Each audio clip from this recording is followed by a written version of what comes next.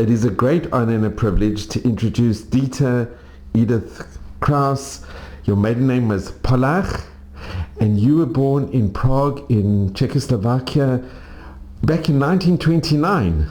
Yes. Oh, so Edith, so Dita, could you tell us a little bit about your family? My parents were, my father was called Hans. He came originally from Brünn, which is the second biggest town in Czechoslovakia. And when he married my mother, whose name was Liesl, born Adler, they moved to Prague because he was a lawyer, and he got employment at the state pension fund. He was a state employee where he worked, and we lived. I was born. I was an only child. They didn't have any more. The grandparents, my father's parents, lived also in Prague, near us, and especially my grandmother was a great influence in my life. I always wanted to be like her. She's the kindest person I ever met in my life. We lived a very secular life. We were Jewish, but I didn't know about it. We didn't celebrate any Jewish feast. I never heard the word Pesach or Rosh Hashanah. We also didn't celebrate the Christian ones. There were no my friends got presents for Christmas. I didn't. So sometimes I complained, but it was explained to me that it's not necessary. Not everybody has to. They didn't speak about different religions. I learned about Jewish. I learned that I was Jewish in grade 2 because I found a little piece of paper with one sentence: "You are a Jew." In German, I went to a German school, second grade. I took it home and I asked my mother, "What's that? What's that Jew?" Who wrote it? Who? I never heard a word. But who gave you the paper? I showed my mother the paper, and then she explained to me that there are different religions, and there are Jews and there are Christians, Protestants, Catholics. So then I only learned about it at age 8. Well, it was already by the time when Hitler threatened, not only threatened, but occupied first part of Czechia, only the border area, and then they marched into the land, and it became Protectorate Czechia and Moravia. And of course, immediately the Jews were being separate, didn't have the same rights as everybody else. It went slowly. Every few weeks, another regulation, another restriction, and they threw us out of our apartment. We had a rented apartment in a modern house, and we moved into another section of the city, and again we were thrown out from there, and then we could only rent a room, a family per room, together with other families, in only one section of the city. And then began, they stripped us of everything, of all gradually. Bank accounts were closed. People had to hand over jewelry and radios and all our possessions slowly. And then they started. My personal what hurt me was that I couldn't go to school any longer. I was 10 years old and couldn't go to school. So I have only 5 grades, regular elementary school. And then they began transporting people from the Czech lands to Terezín, which is a garrison town surrounded by a huge wall with moats and catacombs in the walls. Even the military was, of course, dispersed, and the barracks were empty, and they suited the Germans because they could close the town when the gates were closed. Five gates into the city, small town. Nobody could go out or in.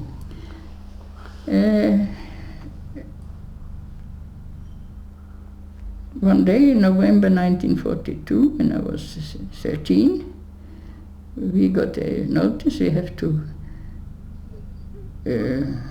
be on the next morning or in 2 days at the collection point with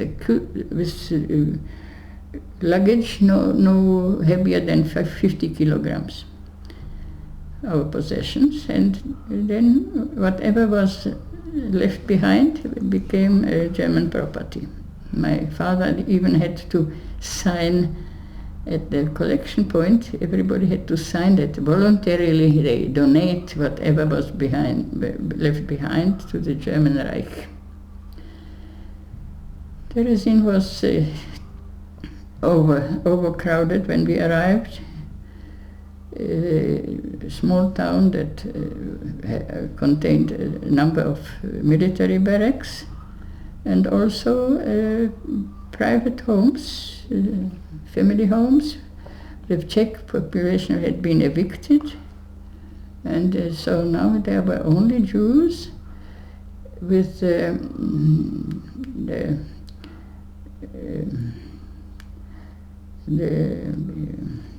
it was a run. It was maintained by the Jews themselves. There was a so-called group of elder of the Jews who were responsible for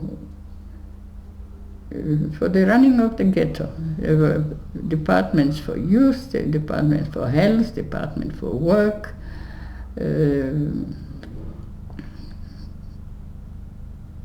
Everybody had to work, age 15 to 60, everybody had to work. 14, I said, 14 to 60. So when I arrived, it was almost time I had to join a group of young girls and boys who worked in the moats raising vegetables for the Nazis. We were housed separately, of course. Women and men separate, and there was also a kind of home for for children aged 10 to 16. Girls' home and boys' home, but it was voluntary. If a child wanted to stay with her mother, she could, but it was preferable because the home was run by like a kind of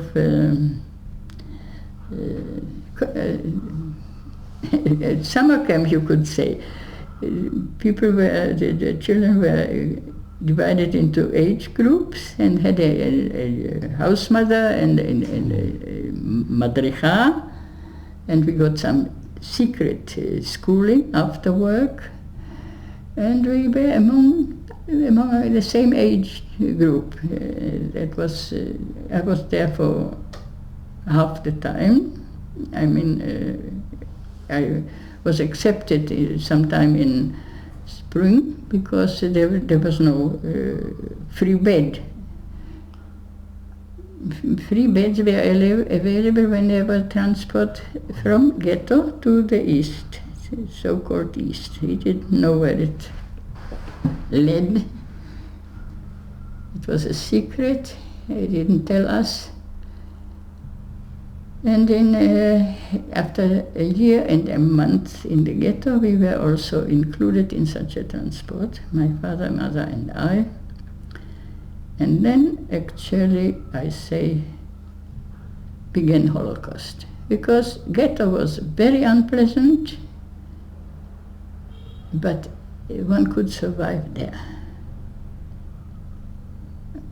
But Auschwitz was meant not to survive there. Ghetto was just a transit place. Slowly, they emptied the ghetto and sent the people to the concentration camps in Poland. My father died soon after arrival there in Auschwitz in February.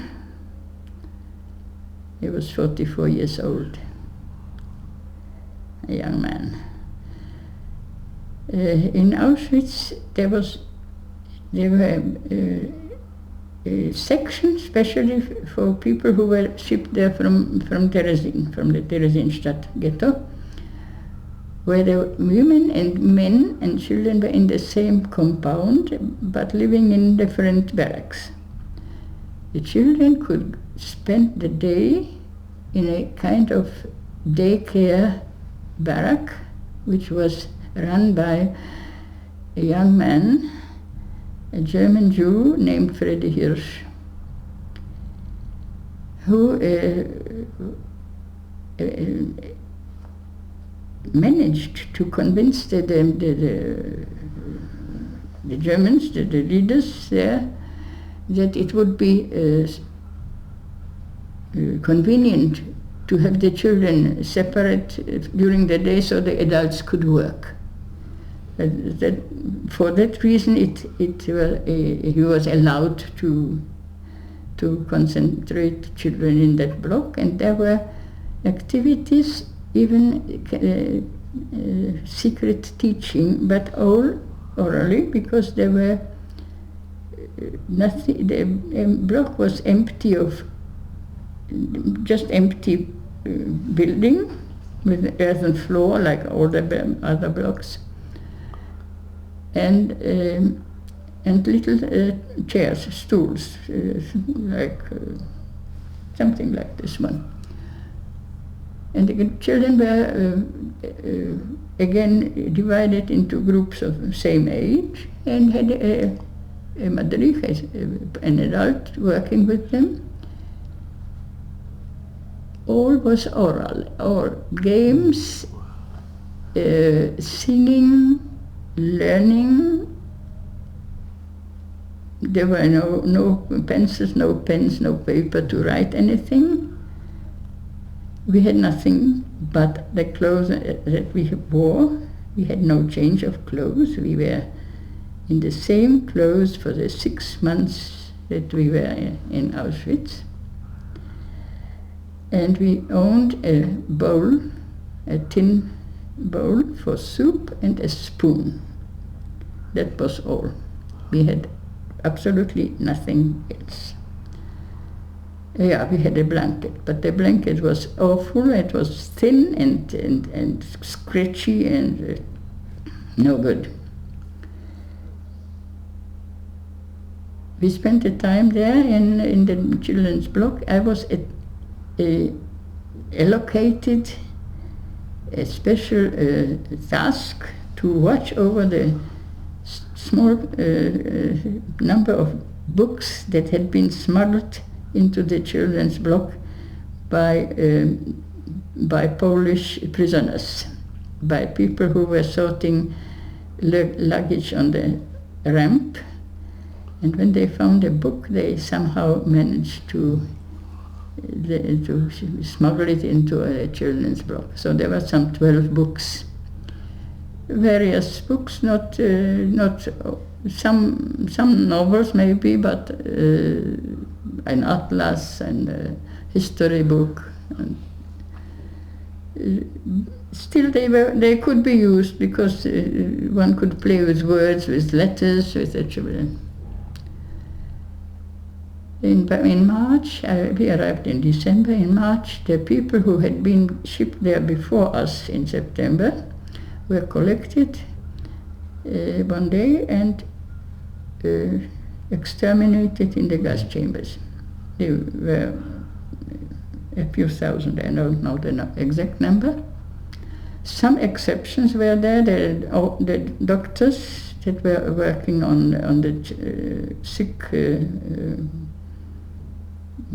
on the block, on the hospital block with Dr. Mengele, they had been exempted and returned from the quarantine where they had been collected, and a few other, but all the rest were died that same night in the gas chambers. Among them was Freddy Hirsch. Freddy Hirsch was found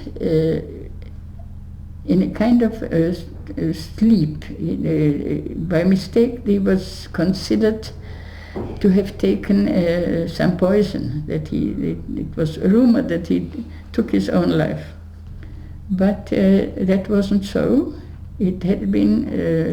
There is evidence that he had he was given sleeping pills, which made him sleep in a deep sleep, and he couldn't be wakened when the people were shipped on the trucks. So he was sent on a stretcher. He was sent in his sleep and died together with the whole transport.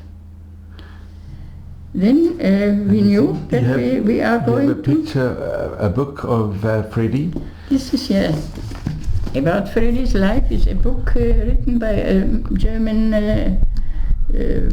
writer, documentary, called Freddy and the Kinder and the Children of the Holocaust. I received a copy. Freddy was an athlete and a sport teacher. We admired him. Children loved him. He was a very special and influential person in our life. Already in Prague, I didn't mention that. Already in Prague, there was one sport club, one place where we could gather with Jewish children, and which was led by also, the activities were led also by Freddy.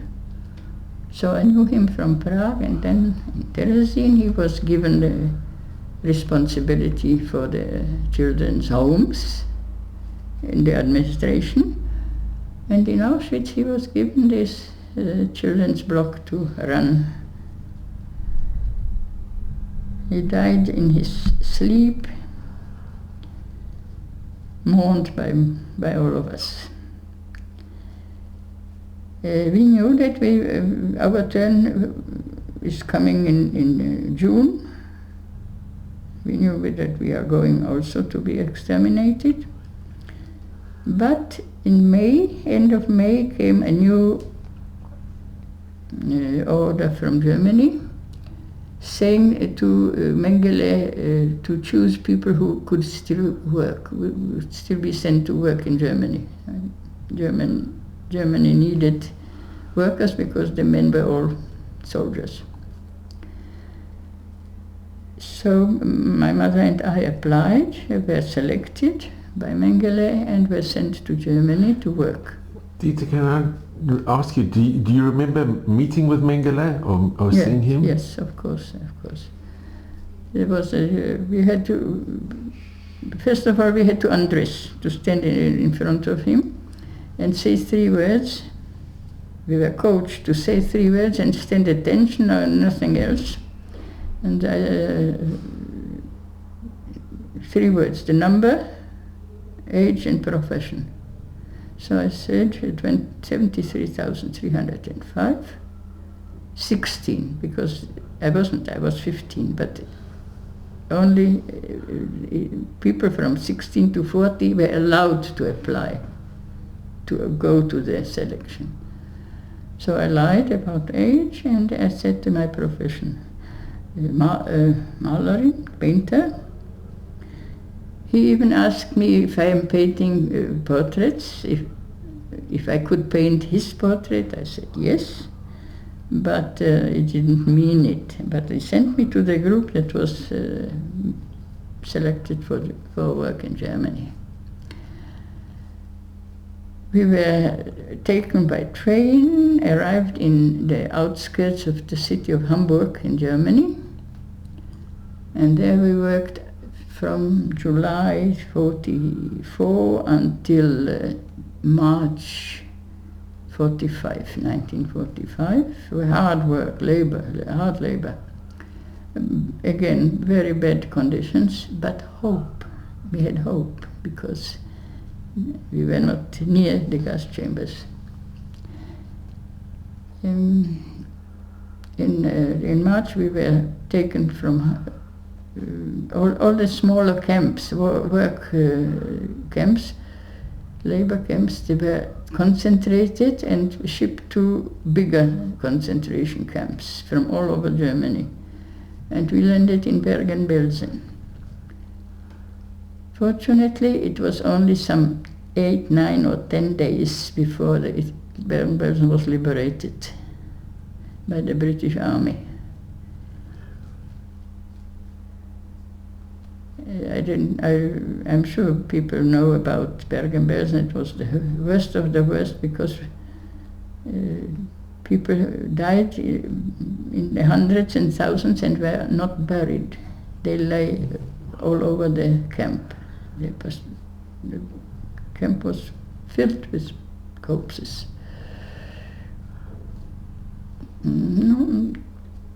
Fortunately, the British arrived while my mother and I were still on our feet. Nevertheless, we had to stay there because of typhoid epidemic. And only slowly in summer they started releasing people who were considered safe, not contagious any longer. But my mother didn't live so long. She died in June 29th, and on the morrow I was put on a bus, on a coach, and arrived in Prague alone. That's my story. And then you met your husband very soon after? My husband was one of the teachers on the children's block. And so we met somewhere and started dating, and it was 2 years later we married. I was married very, very early. I was not yet 18. And you got married in Prague? In Prague. And then when did you come to Israel?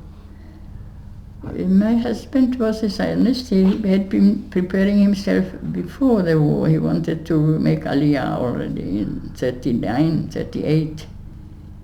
But then it was impossible, so we, when 1948, the state of Israel became independent state. So my husband immediately decided we're going to live in Israel. We already had a baby, my first son. Sure. It's amazing, Dita, and you know, there's a book, A Delayed Life, and you just received today, they did in France a book about the librarian in Auschwitz. Yeah. It was a comics book made from the novel of the Spanish author Iturbe. Could you show it to? And you just received it. It arrived an hour ago. Just today. It's this done. Is about Dita. Dita is the heroine of this book. And this is you. Dita, it's amazing. For example, here are the buildings in Auschwitz. That's the camp in Auschwitz. I haven't seen all the pictures yet. And it just arrived today. It came it's incredible. Today. And did you know they were going to be doing the book? It's a comics book. Like no? This is Dita. There is also Freddy. I'll see. Somewhere is Freddy. Quite, the drawing is quite like him because the painter used photographs, so it looks like him. Where is it?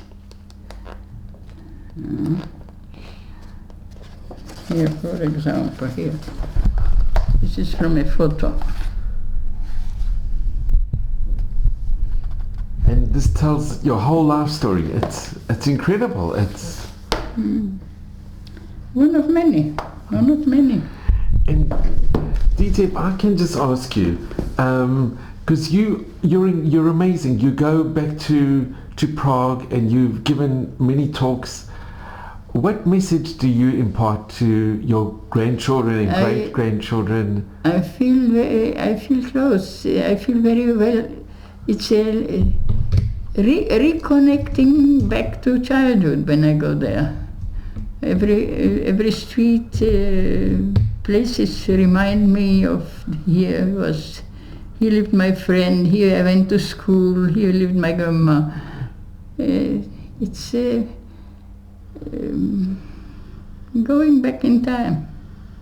And have you ever been back to Poland, to Auschwitz? No, I won't go there. You can't go.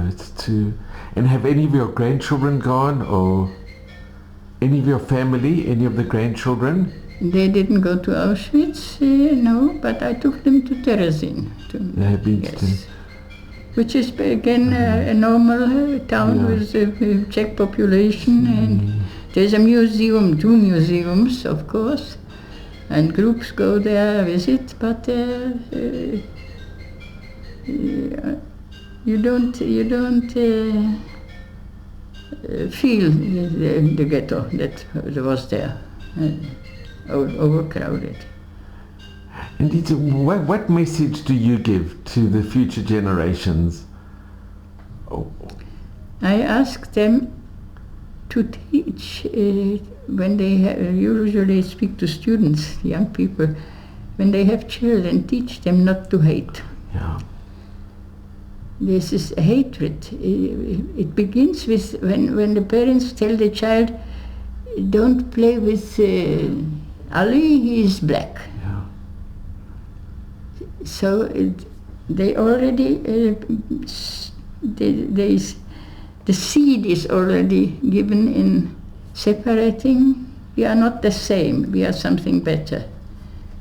Because no child is ever born as a racist. No one's born hating somebody else. No one's... Yes, it's being taught. I don't think it comes...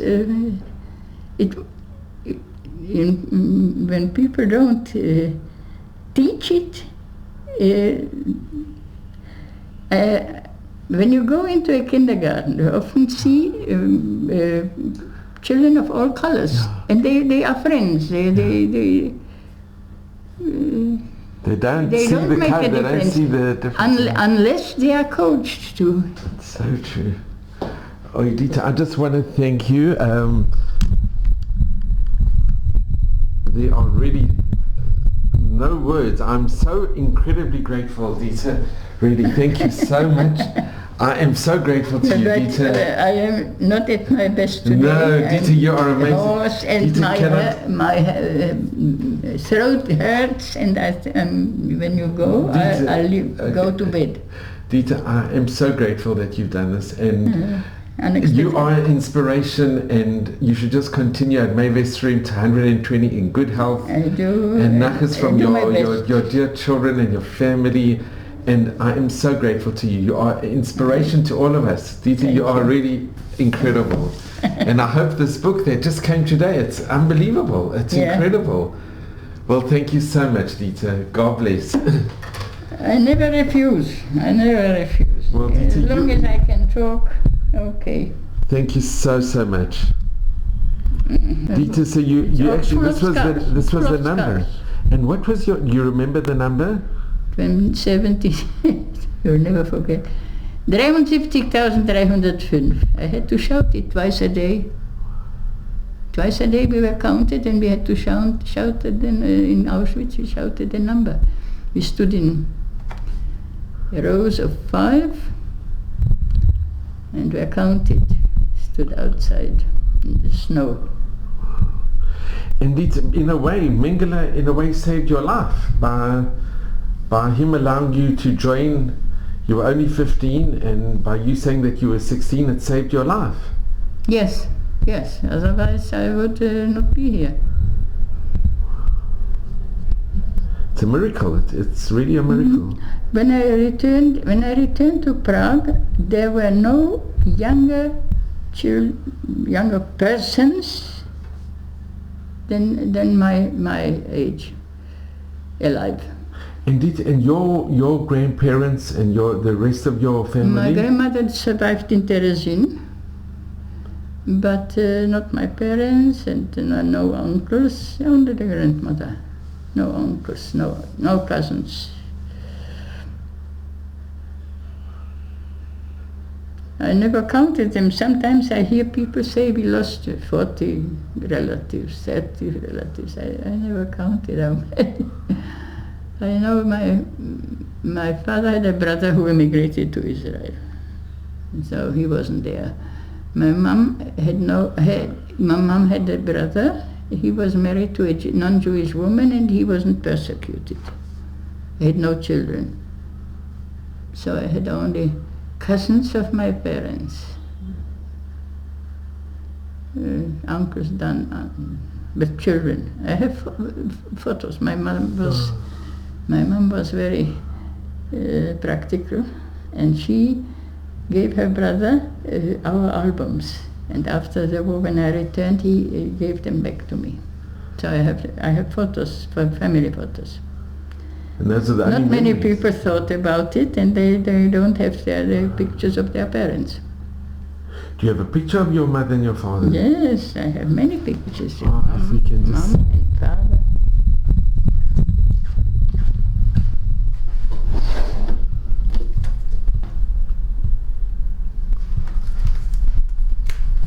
These are my grandparents. Oh, indeed, if I can just... This is so special. So this is a picture of your grandparents. Wow. My grandfather was a professor of Latin and Greek. In Prague? Yeah. No, in Brno. In Brno. But in Czechoslovakia? This is my mom and father and me in the middle. This is so precious. Yeah, it's like your mother had like a nevuah. She had a premonition that she had to give the photos. Yeah. Otherwise you wouldn't have these pictures. That's right. And the picture above? This is after the war. They sent me. My grandmother survived, I told you. So that was her the cremation. I don't know the people here. They sent me a picture. I was already in Israel when she died. This is not important. Here they are again, my parents. See, they were so special. A bit later. This is already in 36.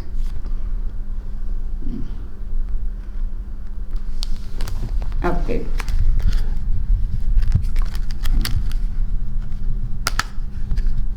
Again, my grandma. This is how I looked when I returned. My grandma, 1946.